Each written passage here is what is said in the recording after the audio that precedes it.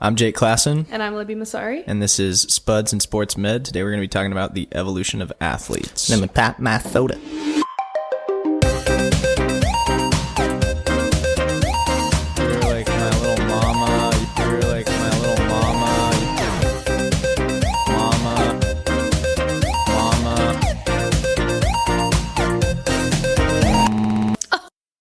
So again, I'm Jake Klassen. And I'm Libby Masari. So we just decided to start this podcast because we just had a bunch of like ideas and things we wanted to talk about in the life of athletes and sports, and then also medicine. We're both like very involved in the sports world and also in the medicine world.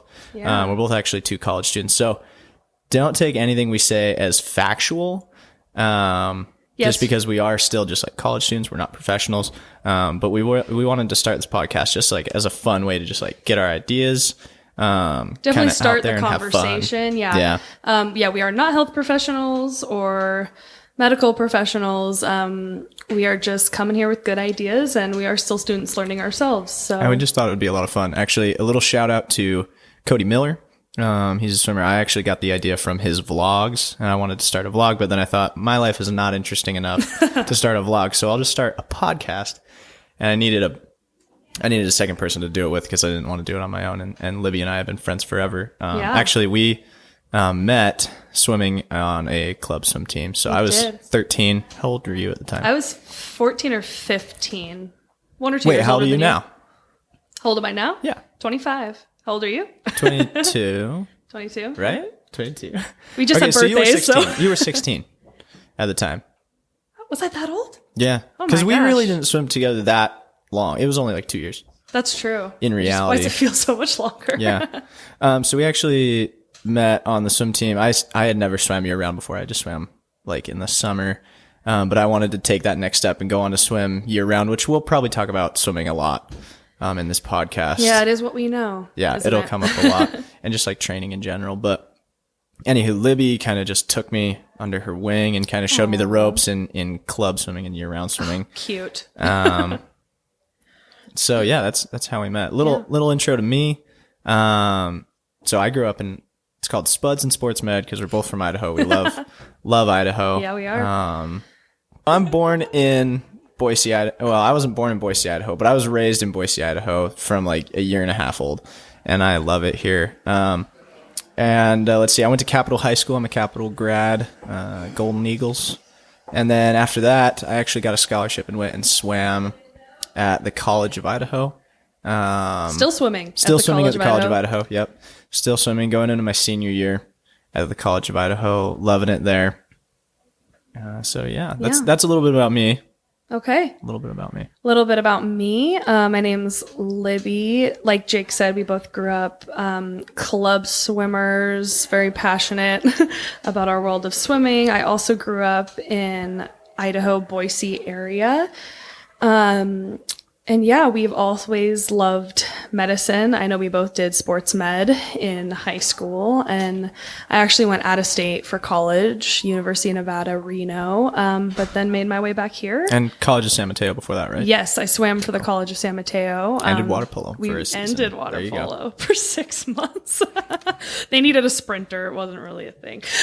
But I loved it, though. I loved polo. Mm-hmm. And yeah, we both were very lucky to swim in college, I think. It was a very good experience for both of us. And I've since graduated and moved back here, and I'm now working in orthopedics, which I love. I get to do sports medicine every day, which Very is cool.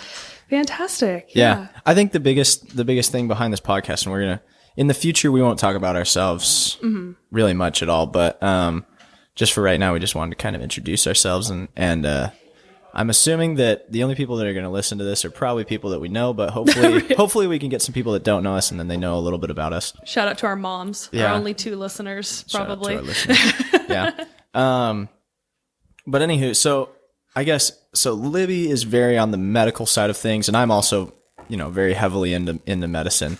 But I'm also a lot more heavily on the sports side of things. So we wanted to combine kind of our areas of expertise and kind of mix it into something that we can talk about. So Libby's very much on the orthopedics and, headed the med school route. I am. And I'm a lot more on the I guess I'm headed PT route, but I'm also considering doing exercise physiology, a PhD or a master's program in that, and doing something on that. So it's a little bit more on the sports physiology side of things. So we wanted to just combine our ideas and start a podcast. But the way that these podcasts are probably going to work is we'll have 2 or 3 things we'll talk about. We're going to keep them fairly short, 20 or 30 minutes. And we're going to talk about one thing that's like health science side of things, clinical application type things, med school kind of stuff. And then we're also going to have one topic that's a little bit more on the sports science, exercise physiology side of things. Yeah. And then sometimes we'll have a little miscellaneous topic. Today we just have one talking about evolution of athletes. In particular, we're going to be talking, kind of reviewing, I guess, a TED Talk by David Epstein. I thought it was really interesting. I saw it a while back, and then Libby actually sent it to me and was like, "Hey, check this out." I thought of you. Yeah, he's asking the question: are we getting faster as a human race? We know Olympics every 4 years, records are broken. Every time, every world championship, records are broken. So he had a great talk about, are we getting faster evolutionary wise, or is it maybe something else? Yeah.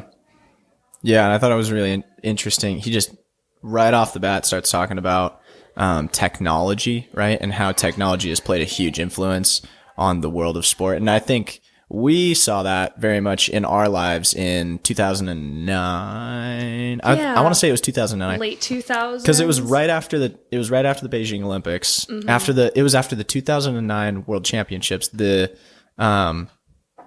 world of swimming, I guess, banned full body suits for men. Yeah.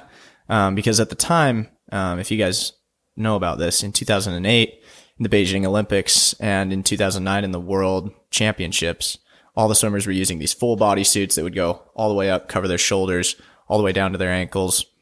But they were very buoyant. And so these swimmers weren't actually like using very good technique. They were just floating on the top of the water. And it basically came down to whoever could spin their arms fastest would win, really, in the end.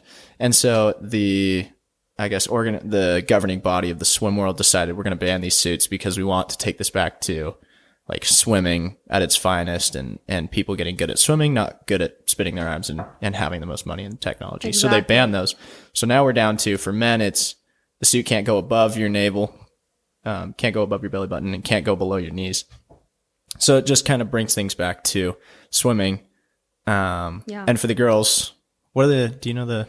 Yeah, I mean, we have straps, suits? But they're, spaghetti straps and also can't go past the knees. Yeah. They're very similar looking. Yeah. We just have tops. But yeah, I think right when we kind of got old enough to consider, they're called Faskins, or the racing suits. Technical suits. Yeah, tech suits. Right when we got old enough to, get fast enough and consider getting them. I know some kids older than me had the ones that went down to their ankles. I never did. I don't think you ever did, but we were kind of on that line where stuff had just started to change. And it definitely makes a difference. I mean, we all felt like we needed to have those for the big races, right? For state or sectionals, nationals, any type of big meet. And what David Epstein, his TED Talk talks about is that he's saying that one of the reasons, he said there's 3 reasons why athletes now are faster, stronger, can jump higher.